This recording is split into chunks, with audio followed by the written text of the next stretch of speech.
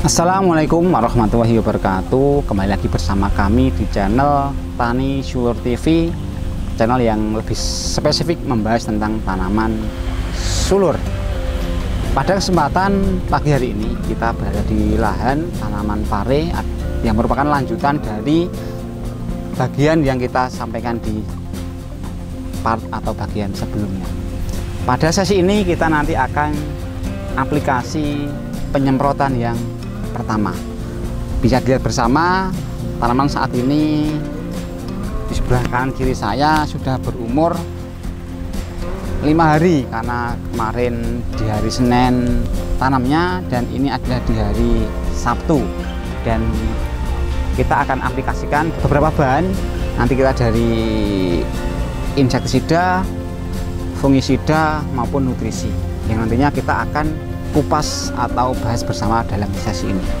Perlu diketahui bersama mengapa kita semprotnya mulai 4 hari, karena kebetulan di area sini itu memang dari endemik ataupun yang bisa dibilang tanaman itu tidak putus. Ada yang tanam, ada yang panen, ada pun yang bagian yang masa-masa peralihan. Dengan seperti itu menyebabkan hama atau penyakit itu berpindah tempat dari tempat satu ke tempat yang lainnya. Maka dari itu, agar lebih terantisipasi sejak dini, maka dari itu kita lakukan perawatan dari sebelumnya. Oke sahabat petani semuanya, kita akan menggunakan atau mengaplikasi beberapa bahan. Yang pertama kita akan menggunakan insektisida, yaitu dengan bahan aktif imidacloprid, yaitu dengan sasaran berkaitan dengan kutu-kutuan, entah nanti banci, kutu kebul, ataupun yang serangga yang lainnya. Itu yang kedua, kita akan karena musim ini musim penghujan, kita juga pakai fungisida. Kita akan pakai fungisida yang nanti yang berbahan aktif mancozeb, yang nantinya kita akan mix dengan mineral pelindung tanaman, yang dengan harapan itu bisa lebih menguatkan. Dan kita ketahui bersama bahwa mineral pelindung tanaman ini juga sudah mengandung perekat lah, atau membantu lebih efektif dari fungi tersebut. Maka dari itu kita juga dalam hal ini juga menganalisa tentang nanti bagaimana kita bertani tapi bisa menghitung biaya yang kita keluarkan. Maka dari itu nanti akan lebih efektif kita tidak menggunakan pelekat pada kesempatan kali ini. Yang selanjutnya kita akan menggunakan nutrisi. Apa itu nutrisinya? Yaitu kita akan menggunakan ada asam amino, ada juga yang mengandung enzim. Yang lebih menonjol akan kita sampaikan pada ini adalah dengan mengandung enzim interfase seperti itu. Untuk nutrisi yang kita pakai, kita lihat ini cukup recommended karena di situ mengandung apa saja. Ada unsur makro, ada mikro, ada asam amino, dan juga ada enzim yang sangat bermanfaat bagi tanaman. Maka dari itu perlunya kita sampaikan juga manfaat dari enzim. Kita lihat bersama, atau kita ketahui bersama bahwa di alam bebas ini terdapat banyak senyawa-senyawa meliputi dari karbon, dari hidrogen dan oksigen, dan itu agar bisa nanti lebih membantu di alam ini terdapat unsur-unsur makro yang tak terbatas. Apa itu? Meliputi karbon, hidrogen, dan oksigen yang dikasih melimpah oleh Yang Maha Kuasa, dan itu merupakan bagian yang sangat dibutuhkan oleh tanaman. Maka dari itu kita ketahui juga bahwa enzim itu juga sudah ada dalam tanaman, tetapi dalam unsur tersebut ada enzim yang akan membantu.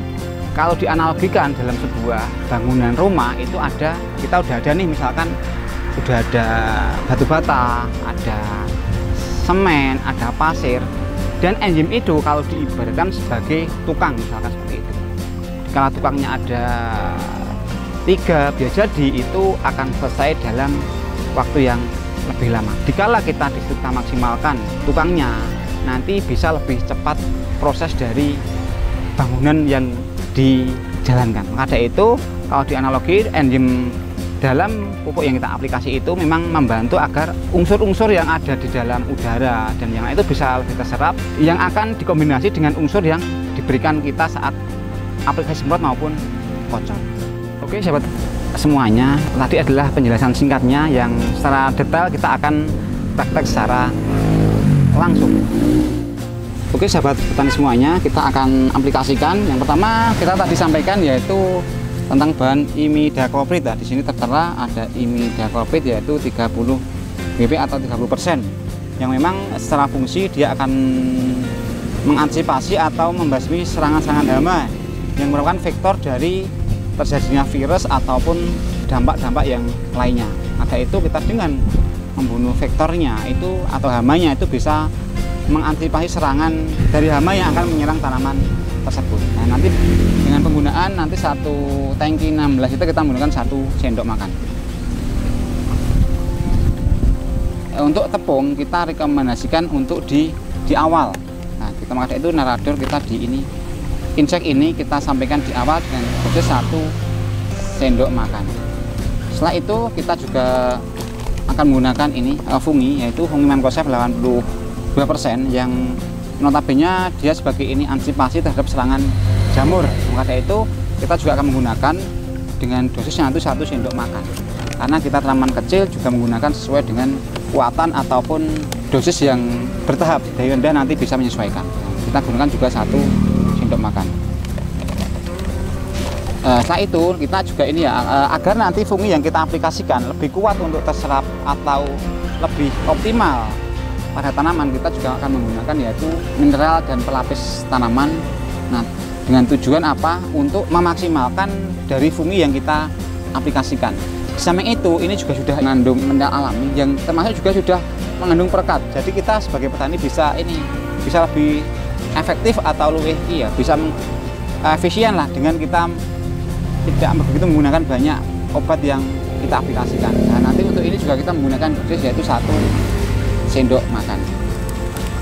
Oke sahabat petani semuanya, bila kita ketahui bersama bahwa bahan-bahan kita campur itu juga disarankan atau kita dengan beberapa literasi yang kita ketahui bahwa bisa pada intinya semua bisa dicampur.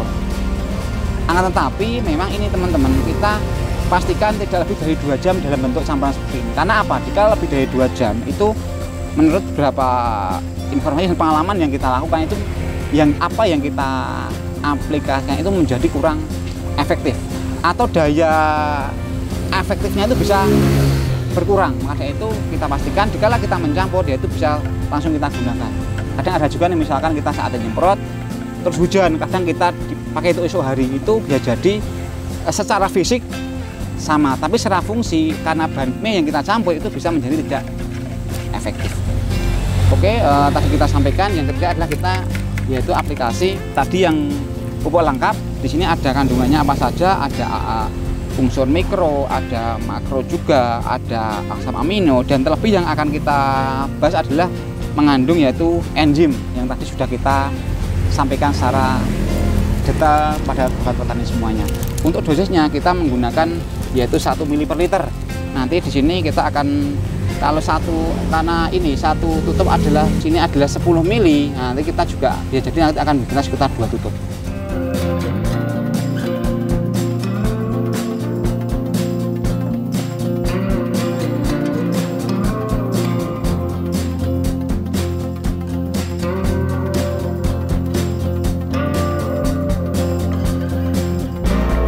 Setelah ini kita bisa tuangkan ke dalam tangki.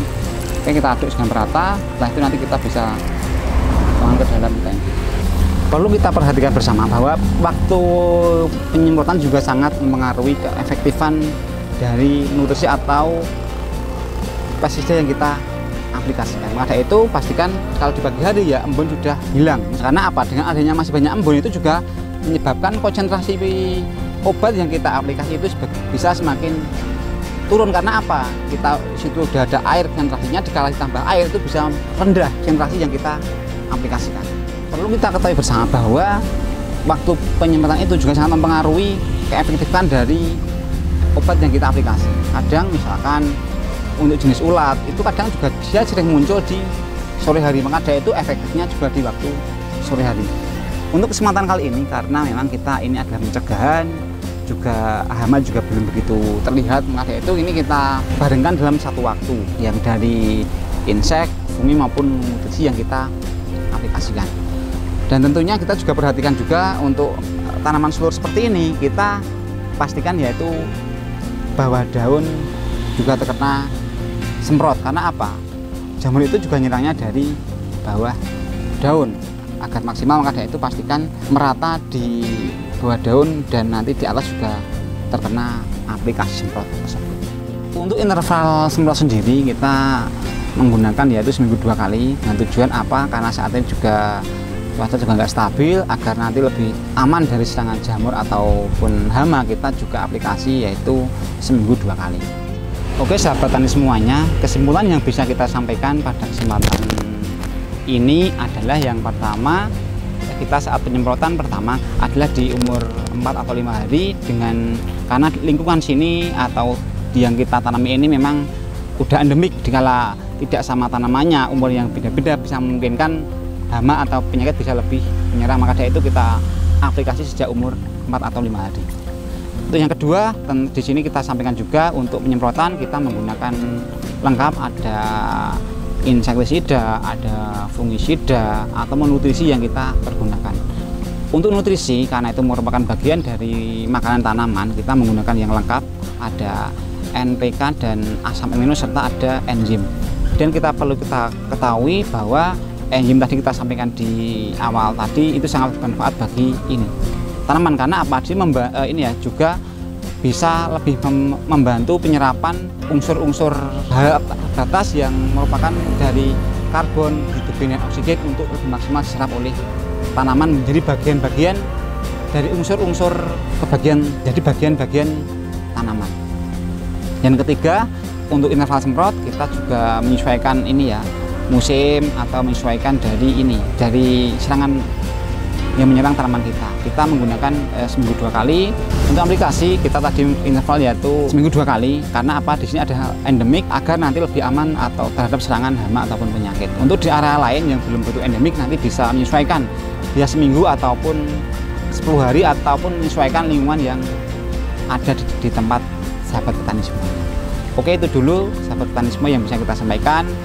Apabila video ini bermanfaat, silahkan untuk komen, share, dan subscribe agar kita bisa lebih berkaya dan bermanfaat lagi terhadap banyak petani yang lainnya. Silahkan untuk membantu kami Bismarck berkarya. Cukup sekian yang bisa kita sampaikan. Salam petani sulur. Wassalamualaikum warahmatullahi wabarakatuh, dan sampai jumpa di video kami selanjutnya.